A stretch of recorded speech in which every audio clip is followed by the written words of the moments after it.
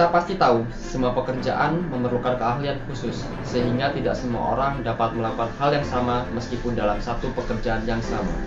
Begitu juga dalam bimbingan dan konseling, semua orang tidak dapat menjadi konselor profesional. Lantas, bagaimana kriteria konselor profesional? Mari kita mulai. Konselor profesional. Apa sih konselor profesional itu? Banyak yang bilang orang yang jadi konselor itu adalah orang yang sudah profesional atau ahli. Nyatanya tidak benar begitu, karena ada syarat, ketentuan, dan kriteria bagi konselor menjadi profesional. Maka dari itu judul kali ini kita akan membahas tentang kriteria konselor profesional. Mari kita mulai videonya. Pertama, konselor. Konselor merupakan orang yang memberikan bimbingan atau konseling kepada klien, baik secara langsung maupun tidak langsung, agar dapat menyelesaikan masalah dan dapat mengembangkan potensi yang ada pada diri. Dua, penguasaan emosional. Bagaimana sih penguasaan emosional? Seorang konselor harus dapat menguasai emosi dalam dirinya terlebih dahulu, lalu akan merefleksikannya kepada klien atau konseling. Dengan memahaminya, maka konselor dapat melakukan pendekatan yang tepat dan sesuai dalam proses konseling. Ketiga, memahami kepribadian. Konselor harus dapat memahami penguasaan kepribadian yang dimiliki dirinya sendiri. Hal ini dimaksudkan agar konselor memiliki pandangan yang tepat terhadap kliennya, sehingga ia akan terampil dalam layanan karena ia mampu memahami apa yang dirasakan oleh kliennya. Nah, yang keempat itu ada dapat dipercaya.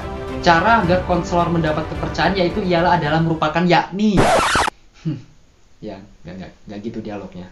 Ya, jadi cara agar kita secara konselor bisa mendapat kepercayaan yaitu pertama-tama kita harus berani atau bisa yang namanya jujur.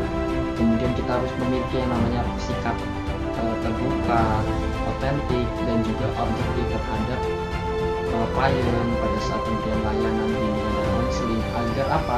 Agar pada kita terbentuk yang namanya relevansi antara penilaian diri pribadi dengan orang lain terhadap si klien. Sebagai contoh, ini adalah layanan konseling individu.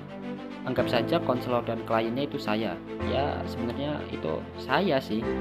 Mau disuruh tukar posisi, dibalik, ya tetap saya. Oke, lanjut. Di sini klien menceritakan permasalahannya. Dia mengatakan bahwa ia sering lupa menaruh barang-barang berharga yang penting. Ilustrasinya, ia sedang jalan-jalan, kemudian dia berhenti, dia ngecek, periksa, kok nggak ada yang hilang. Kemudian dia mengingat bahwa dia lagi pakai sepatu, terus mau pergi, dan kuncinya lupa dibawa. Dari ilustrasi ini saya beri judul lupa naruh the movie. Oke, lanjut. Yang kelima, memiliki psikologis yang baik. Seorang konselor harus memiliki kondisi psikologis yang lebih baik dari kliennya, karena psikologis yang prima sangat berguna pada saat konseling.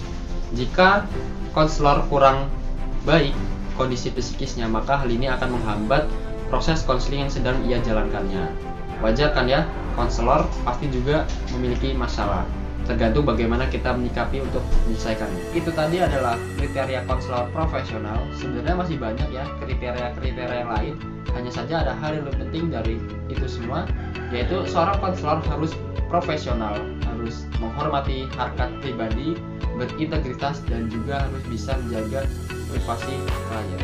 Dengan demikian, dengan kita menjaga privasi klien akan merasa aman dan nyaman pada saat kita konseling. Oke, sekian dari saya Muhammad Arsy. Thanks for watching.